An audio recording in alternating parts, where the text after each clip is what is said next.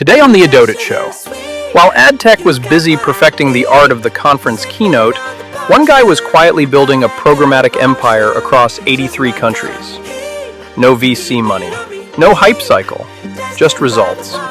Vytautas Paukštys is the founder of Eskimi, and he's here to talk about why boring advertising is the most expensive mistake you're making, why emerging markets are the biggest opportunity nobody's taking seriously, and why his clients are his VCs. Let's get into it.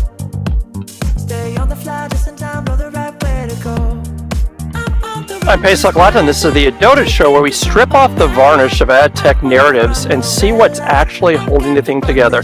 Today's guest is Vytautas Paukštys, founder of Eskimi, and he built a global advertising platform from the Baltics without chasing hype cycles, buzzwords, or applause from conference panels. Let's get into Eskimi, how it works, what global really means when it's not a slide deck, and why some companies quietly compound while others just post. First of all, can I call you Vytas? Perfect. Thanks All right, for having me. You're welcome. First of things, how are you, like existentially? You've been running around 83 countries, building an ad tech company in markets most Western VCs cannot find a map. How does you feel? Well, today a bit tired after probably 100 hours of flight this month, but yeah, I have a week of rest coming, so excited. So you built Eskimi 19 years ago. That's like Jurassic Park times when it comes to ad tech. Before the DSP, you built 38 different products from SMM services to social networks. What possessed you to keep building in emerging markets when every smart money is in Silicon Valley with busy navel-gazing at the same 300 million American dollars? Yeah, I think that's the reason I started the business, and I didn't see the vision first, but I really wanted to create an interesting markets that would not be boring to visit, and that I would turn this unknown into known. And yeah, like I started in the Baltics, we built something in Europe, but then quite quickly, in a couple of years, we started to do business in Southeast Asia, Africa, and so on. So that was always a goal to build something there. And eventually we came back to Europe, we came back to the US and started working in those markets, but still a significant portion of our team and business is theirs. I mean, I visited many countries, and my personal passion is to travel, to see new things, experience new things, and that extends to business. So I would say, it hasn't been boring. The markets have not been easy, but we continue doing so and now enjoy. So 30. If last touch attribution worked, your waiter would get full credit for the meal. We make sure the chef gets credit too. Incremental. So 38 products. You either are brilliant R&D or you have ADHD. So which product make you think we're geniuses, and which product made you throw the laptop into the Baltic Sea? Wow. I mean, when you do this for a long time, you have so many ups and downs that you start to distrust your feelings sometimes. I mean, you're almost like the I don't know if you know the reference, but you're almost like the Baskin Robbins of ad tech. I don't know the reference, but I mean, yeah, we tried many things and just see what sticks. I mean, we were young. Let's start with that. So we started doing SMS products when we had black and white phones. So I think we started trading logos on the old Nokia 3310. That was pretty exciting, and we stuck to mobile. Went into mobile payments.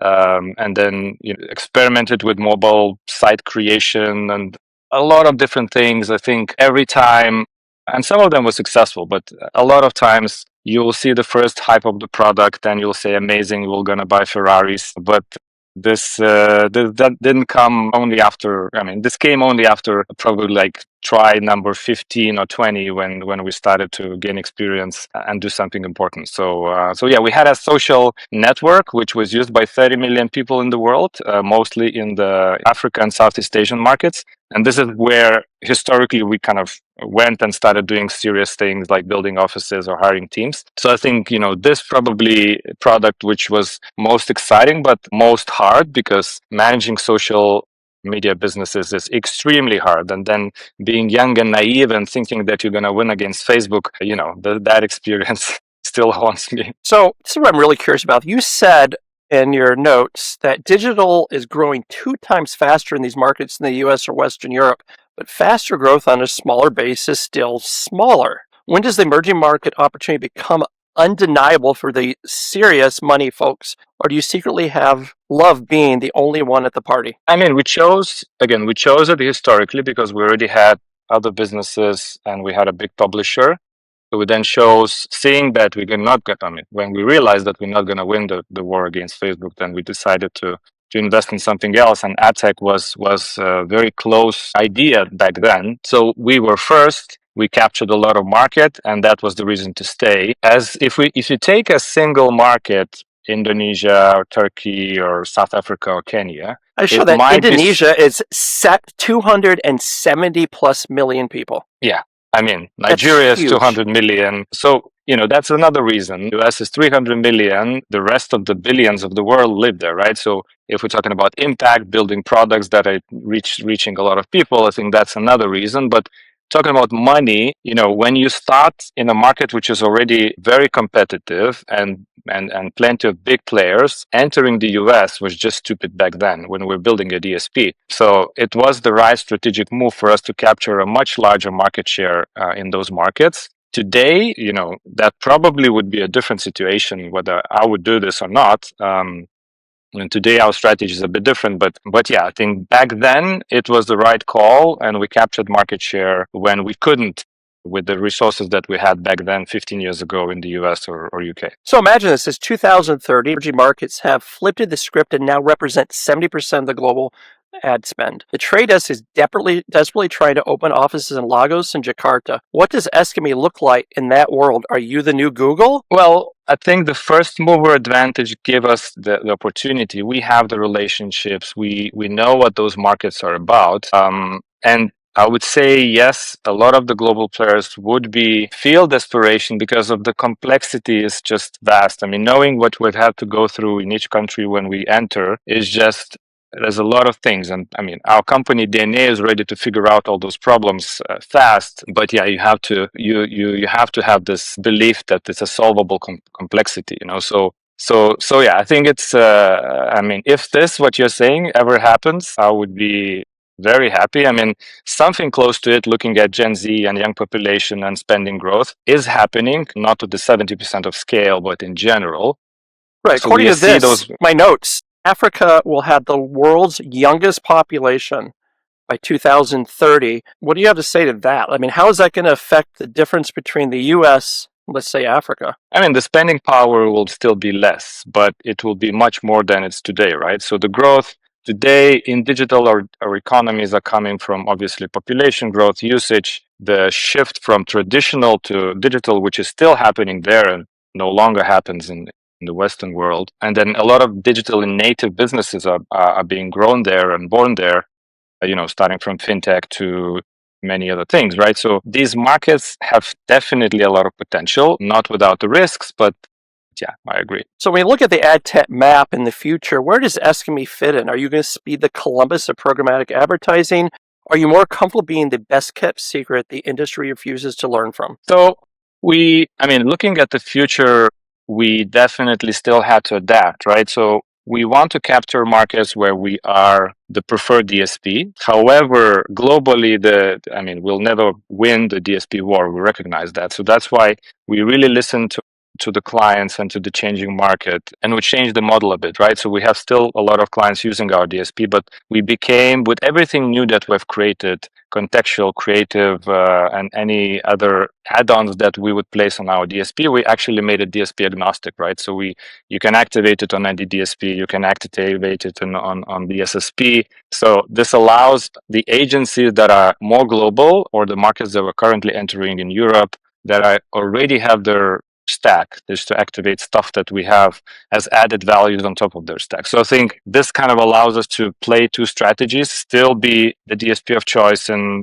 South Africa or Morocco, but then capture some of those global regional spends with a bit of a different shift in strategy allowing the agencies to use their own stack. So moving forward, the shift towards performance marketing over the past decade has deprioritized creative quality in favor of targeting and measurement. Studies shows that creative quality accounts for 47 to 75% of all advertising effectiveness. Yet most digital budgets are allocated to media buying and not creative development. So you've been on this crusade with the mantra, boring is expensive, and I think you're onto something. What do you mean by that? Are we talking literal dollar losses, brand erosion, or something more existential, like the slow death of consumer attention? Yeah, I think you mentioned a lot of good things, and I think you're right on all counts. So obviously, consumers are bombarded with ads, and advertisers cannot stand out.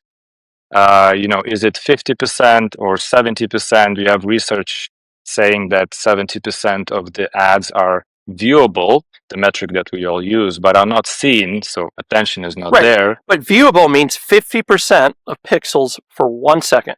That's the IAB standard. I mean, we use what we have to, unfortunately, but I would dispute that metric as well. So that's why we decided that boring is expensive, and the new company mantra is don't be boring, because we lead with creative and we really try to transform what brands do. And I mean, it's performance marketing works, copyright, all the keywords, and then AI is getting better in this, but using the same principles for branding where emotion matters and engagement matters is just, really stupid.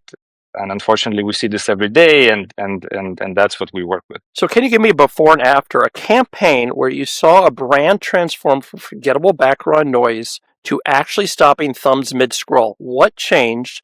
Was it the creative, the context, the message, or did someone personally fire the person who kept approving beige stock photos? Yeah, so I think even the largest brands come to us and ask us for the solution. So I think the best found combination is context and creative. So we started to solve that problem with creative 4 or 5 years ago. We got really good at with a lot of measurement frameworks 3 or 4 years back. So instead of a boring static creative, it has to be, we gamify it, we add 3D elements, we have like 25 formulas that you can use, and it immediately starts to stand out. This is not enough. However, obviously, it has to run in the right context. So that's why we did some innovations in this area. So, you look at the metrics, everybody is happy with 0.5% CTR. With all those changes, you get to 10x engagement, where people really spend time with the ad, and we even exclude that kind of accidental corner clicks, which is a fat thumb effect, Right. which people think that is a CTR, right? So even excluding that, looking at what real engagement and gamified creative looks like, you get to 5-6%, which is converts to years of collective ad exposure and engagement, which is a very different outcome. So this is what I don't understand. Every CMO has read the studies that creative matters, yet somehow performance marketing has become code for we gave up on making creatives. Is this a measurement problem, a procurement problem, or just collective denial on an industrial scale? I think this might have something to do with the measurement that we have. On TV, we didn't have any measurement, so you have to create something that stands out. Now we have a lot of metrics, and that's kind of the paralysis of safety that we have, because people measure things. Oh, you did an ad, you see that it's viewable, it's fine, right? So I think everybody kind of falls into that risk of just thinking that it works. It's a feedback loop. Yeah, the industry has a feedback loop of where short-term metrics become the proxies for success. Definitely. So I think it's when you show the difference and when you show how it could be, and try to remind that advertising was started from the creative journey, and we can really create something exciting that the consumers love and play with, and then we can all recognize that is a great product. I think this is where advertisers start to wake up slowly, but I think not to the extent that we definitely would like to. So imagine the IAB called you tomorrow and said, Vytas, we're rewriting the viewability standards. You're completely in charge. What changes? Do we finally kill the 1 second 50% pixel metric? Or do you go full revolutionary and blow up the entire measurement framework? Yeah, I think there are trends towards this. Attention measurement is a step towards this, but I think just pure dwell time improvement would give the industry a lot of better outcomes. If you just say, look, it's not 1 second, it has to be at least a couple of seconds, you can check other things and so on. So I think it's not too far off. It's not too revolutionary, I would say, but making some changes and thinking about attention and thinking about creative outcomes, I think is a really, really needed upgrade to the industry. For those that don't know, the current standards were created in 2014 when Vine was still popular. Final thought, if boring is expensive, then what is the opposite? What does interesting advertising look like in 2026? And why are more brands not brave enough to make it? I think experimentation is the keyword here. Brand people definitely have a lot on their plate, right? So it's managing multi-channel, understanding the ad tech world, and so on. So I would say simplification would definitely help, and the simplification would be going to the standards that were important previously, right? So creativity is important, engagement is important. Some of the measurement afterwards, like brand lift studies, are important, and so on. So I would focus on those. So let's get nerdy for a little bit. You built an AI-based contextual advertising solution that you claim interprets meaning instead of relying solely on keywords. For the uninitiated, keyword-based contextual targeting is basically the advertising equivalent of a dog hearing its name and hearing everything else. So how did you crack the code and teaching machines to actually understand context? And why is the rest of the industry so lazy about this? I think we were quick to react, right? So the models that are capable to understand the context on large scale, because you obviously have to scan millions and millions of URLs and read the whole content, right? So first of all, we're utilizing the models that are out there. We just made them more efficient and are able to actually do this within the ad tech ecosystem. So we were first to react, to use what technology is available already. Last year, it was not available. I mean, you could not scan 50 million URLs a day. With this, we can actually scan meaning, and then like you have a keyword gun. The gun can be in a murder news site, or it can be mentioned as a marathon starting, positive news, right? So you would like to definitely show your ads on the second one and understand the meaning of what it is, right? So is the AI actually reading the content? Yes, definitely. So before you would scan the content and you just put it in your machine learning models to understand. Right. Now you read the content and then you can understand it and ask AI to interpret it for you, match it with specific brand values, products, needs, intent, anything, right? So as if you're talking to a ChatGPT, but only for branding purposes. Okay, so my other question is, when it comes to multilingual audiences outside the English-speaking bubble, how does your system handle a market like Indonesia or Nigeria, where the content might be different in multiple languages with code switching, slang, and cultural references? I mean, you would be surprised. So my trip last year to Lagos, we were testing, because Nigeria has a Pidgin English dialect. It's not an official language, but people speak it. So does the Philippines and India.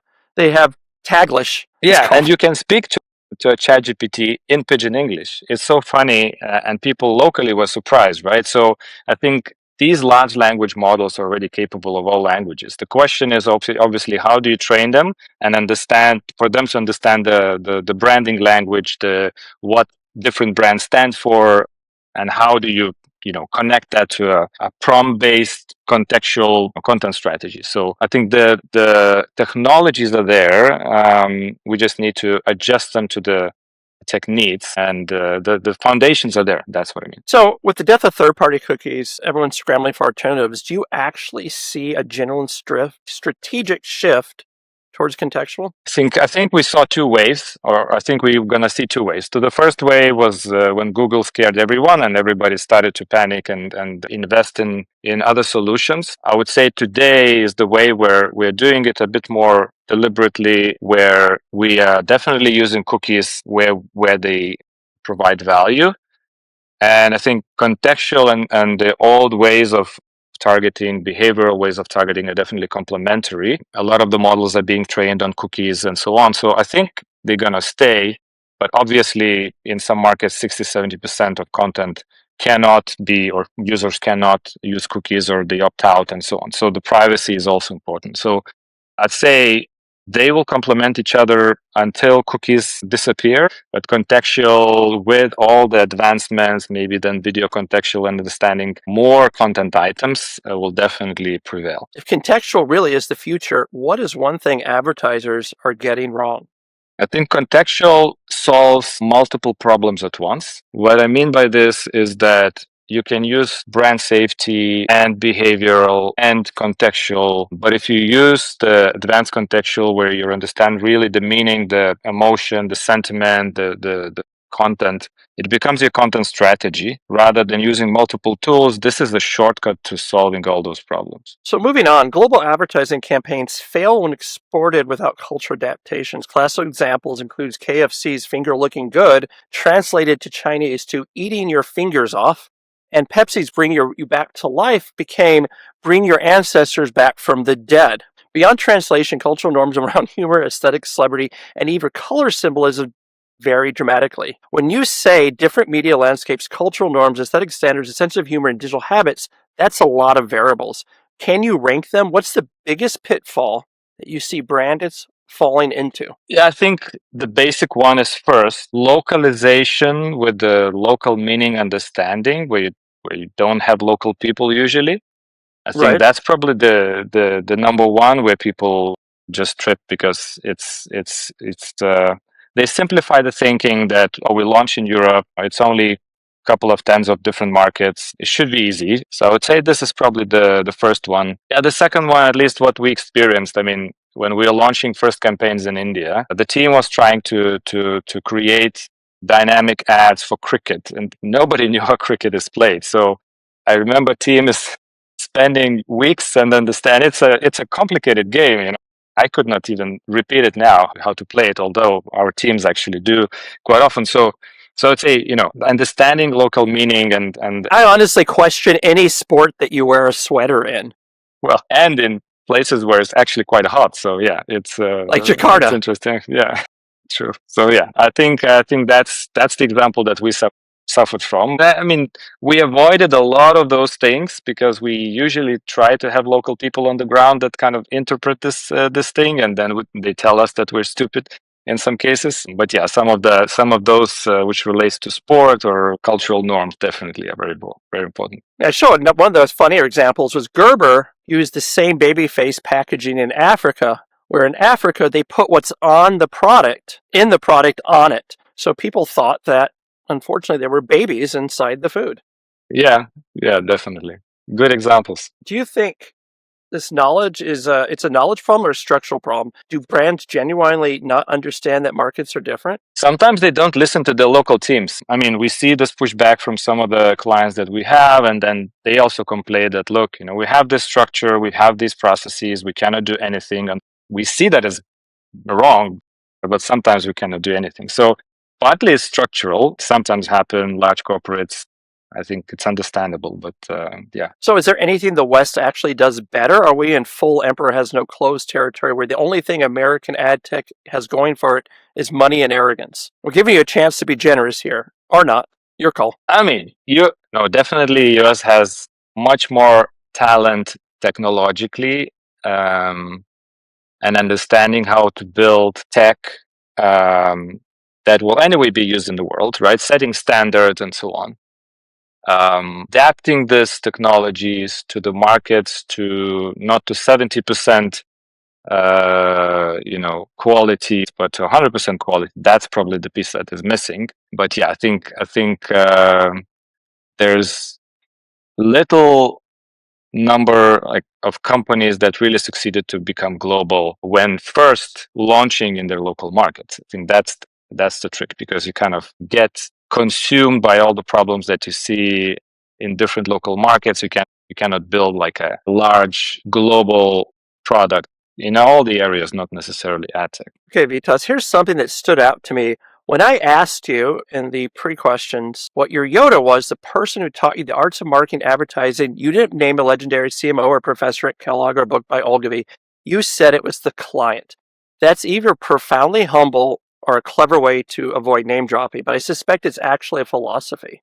An industry obsessed with gurus, thought leaders, and LinkedIn influencers posting hot takes about the future of attention. How do you actually stay grounded in what customers actually need instead of what social media thinks they need. Yeah, this analogy that I think it was in some book where people talk about connecting the dots, right? But for you to be able to connect the dots, first of all, you have to collect the dots, right? So I really love the analogy of connecting the dots and collecting the dots. Those dots can be social media, but for me, I think talking to different clients, varying seniority, especially you don't talk only to CMOs, you have to talk to the traders, you have to talk to brand managers, gives an understanding and intuition on what product direction or what business direction to take, right? So I would say that's very different from just sitting in some head office. I really try to go out and meet, obviously, our teams, but mostly the clients and then talk to them to see what their problems are and so on. They will never tell you the solution, but you just read between the lines, and that's how you start building stuff and then showing them and so on. And especially now with quick prototyping, you can achieve a lot of things. So give me a specific example, a time when a client told you something that completely changed how you thought about your product or business, something that made you say, we were doing this all wrong. Yeah, I think the biggest strategic shift. So, the product of Deep Context was very similar because the client had like, oh, we have this overblocking issues. We cannot run content in diverse markets in Africa and the East and so on. So I think that's why we created it with real meaning understanding, with kind of understanding cultural norms and being able to just program your audiences. But I think the biggest shift was constantly hearing certain rejections that, oh, sorry, we have to use this programmatic stack because it comes from our US head office and so on. This is where we started to layer. We built our supply business and we built our contextual and creative solutions that can be activated on any DSP. So I would say 5 years ago, we were just a DSP, but we are facing a lot of issues from these global brands having mandates. We changed the business completely by just listening to them and understanding what they need, and this helped us grow actually, and even invent new products because we kind of unlocked this. Like, okay, we are not a DSP anymore. We are just an ad tech layer that can be used across all the stacks. So that was quite a big shift coming from the pain that we received from clients. So here's my theory. Most ad tech companies build products for other ad tech companies, for the conference circuit, for the trade press, and for the investors. You build products for actual customers in actual markets.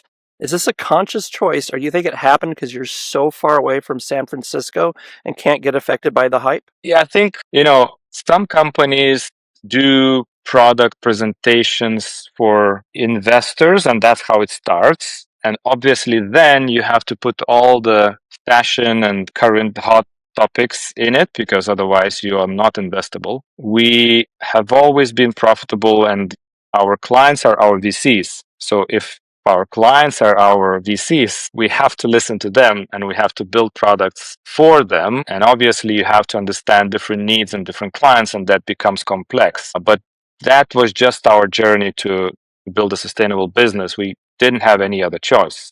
So we talk business. Let's get a little weird. You mentioned, and I'm going to put you on a desert island. You're stranded, no rescue in sight, and you got to bring 5 people. And you specifically said, and I wrote this down, and I'm going to quote you, you definitely will not bring the ad tech crowd, someone who could actually build, cook, and fight. First of all, that's harsh but fair. What is about ad tech people that makes them absolutely useless in a survival situation? I don't know. I mean, we sell pixels, right? So Right. I think this is first. We sell pixels, and then we try to understand quite complex products to other people and clients, and this is where the whole storytelling starts and so on. So there's a bit of bullshit in ad tech.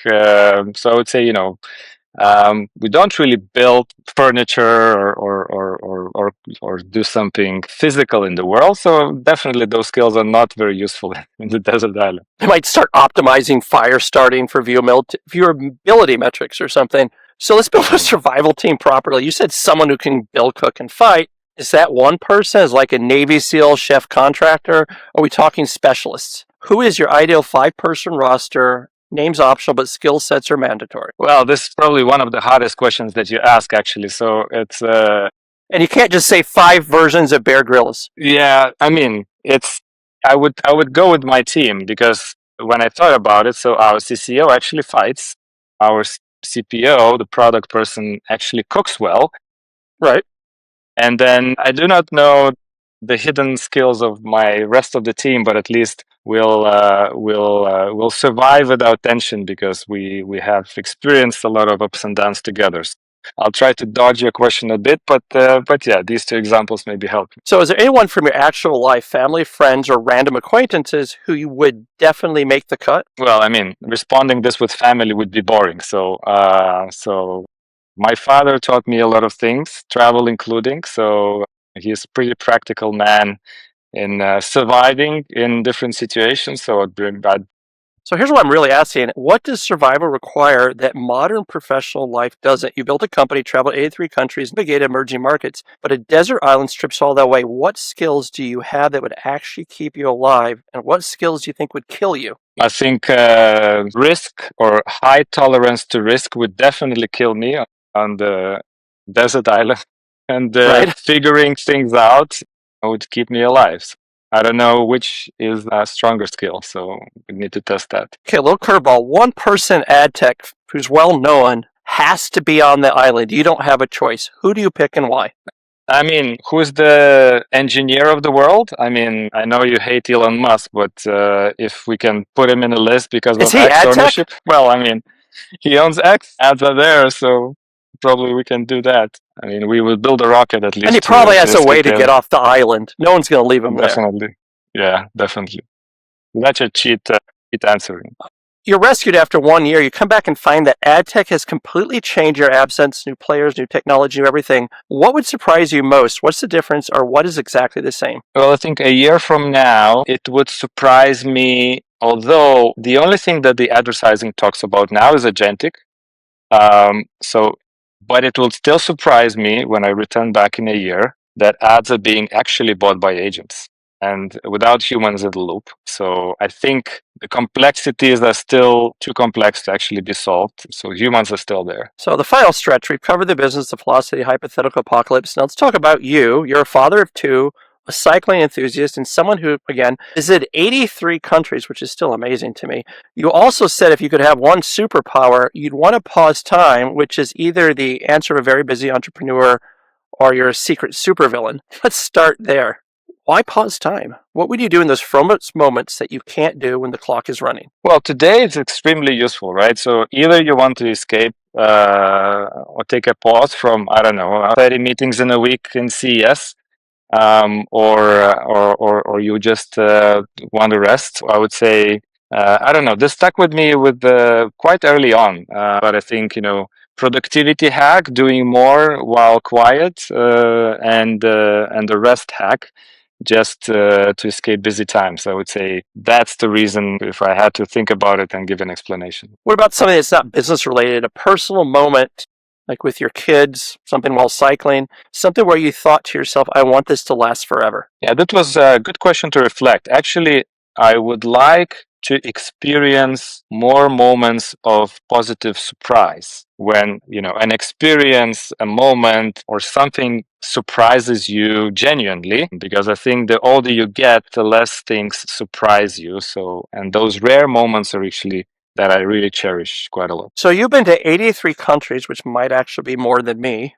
And that's more than most people visit in 10 lifetimes. What does that do to a person? Are you more connected to the world or more disconnected from one single place? Does anywhere feel like home, or is home just wherever your laptop opens? Yeah, so actually, the reason why I travel obviously is for experience and adventure, and then the whole business journey was actually to kind of feed my personal value of adventure. But what it gives me is that I definitely have more places where I feel at home, where you kind of turn that unknown place to a known place, where you now come somewhere, you have someone to call, you know, places to go. So I think that feeling that I have more places that I feel like home is definitely quite rewarding when you kind of collect those countries. And it's 85 already after I wrote the answers to your questions. Do your kids know what you do? Yeah, they vaguely understand something related to ads. I mean, the in-game advertising was the moment where I connected most with my kids because they actually saw the ads and were screaming and bringing me the phones when they saw something in this intrinsic gaming advertising. So, that was quite. So more importantly, would you want them to follow you into this industry, or would you steer them literally anywhere else? No, I think it's a great industry. Funnily enough, a 16-year-old did a psychometric test last year, and weirdly, the result was creative and media tech. Those are the keywords that he should be working in, which surprised quite a lot. But yeah, I think they have very, very different skill sets and needs, but one of them could end up in ad tech. So last question, imagine you're 80 years old, looking back on everything, Eskimi, the travel, the family, the 38 products before this one. What do you hope you'll feel? Pride, relief, satisfaction that you built something mattered, or something else entirely? I think I want to feel no regret for all the crazy stuff I've done.